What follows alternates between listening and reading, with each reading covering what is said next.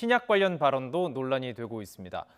암에 걸려 죽을 사람은 실험이 완료되기 전이라도 신약을 쓸 수 있게 해줘야 한다 이렇게 주장한 것인데요. 직접 들어보시죠.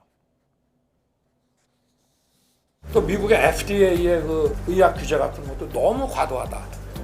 아니 당장 저 암에 걸려서 죽을 사람은 신약이 나오면은 그 3상 실험하기 전에도 내가 먼저 쓰겠다 그래 쓸 수 있게 해줘야 되는데 그걸 왜 막냐 도대체. 그래서 제가 이제 그걸 다시 이제 읽어보고 딱 요약해서 위에다가 이 단속은 별로 가벌성이 높지도 않고 안 하는 게 맞습니다. 그래서 이제 이 소위 공권력의 발동을 좀 하는데 좀 많이 좀 써먹었습니다. 일부 누리꾼들은 앞서 논란이 됐던 윤 전 총장의 주 120시간 노동 발언을 꼬집으면서 120시간 일하고 부정식품 먹고 암에 걸리면 실험 대상이 되라는 것이냐고 비판하기도 했는데요. 이에 대해 윤 전 총장은 과도한 검찰권의 남용을 지적한 것이다 이렇게 설명했습니다.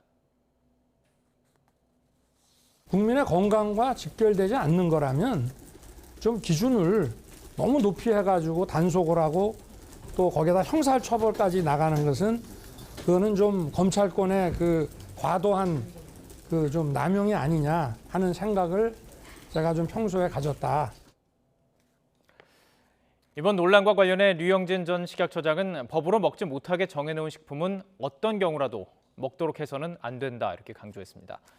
자, 윤석열 전 검찰총장은 오늘 당내 행사에 따라 참석하면서 본격 당심 잡기에 나섰습니다. 윤 전 총장의 이른바 기습 입당으로 불편한 심기를 나타냈던 이준석 대표는 당내 후보 검증단 구성에 착수했습니다. 박서경 기자가 보도합니다. 윤석열 전 검찰총장이 국민의힘 회의실 벽 배터리 그림에 남은 한 칸을 채웁니다. 윤 전 총장의 소위 기습 입당 이후 이준석 대표와는 이날 처음으로 만났습니다. 지도부에도 입당 시기가 그렇게 늦지는 않을 것이다 라고 이제 말씀을 드렸고 그런 충분한 소통 하에 다시 상의를 했어야 되는 부분이 아닌가. 형식이 있어가지고는 굉장히 좀 아쉬운 부분이 있긴 합니다. 의도가 뭔지 모르겠으니까.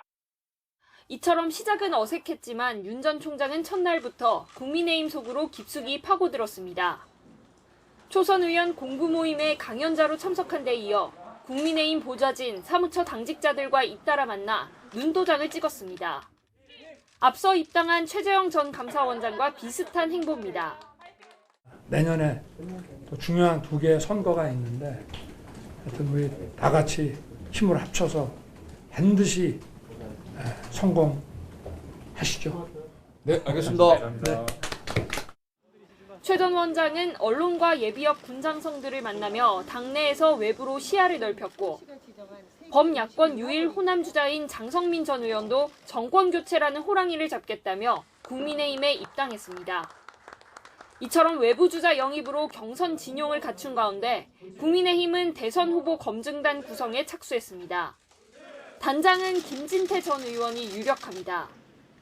김 전 의원은 과거 국정감사와 청문회에서 윤 전 총장을 향해 공격적인 질문을 했고 극보수 세력이 주도하는 집회에 여러 차례 참여하기도 했습니다.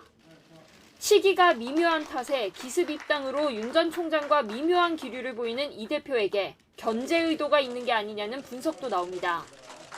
게다가 엑스파일과 처가 관련 의혹 등 현재까지 여당의 공세가 집중되는 후보도 바로 윤 전 총장입니다. 검증단의 설치가 불필요한 오해를 사지 않도록 형식과 그리고 또 인원에 대해서는 계속 고민해가지고 저희 최고위에서 확정할 것입니다. 2007년 대선 때 경험을 비춰보면 과도한 후보 검증 작업은 결국 상대 정당의 공격의 빌미를 줄 수 있다는 우려가 불거질 수 있습니다. 기존 당내 주자들과 외부에서 영입된 주자들 사이에서 검증단 활동이 논란을 일으킬 소지도 있습니다. YTN 박서경입니다.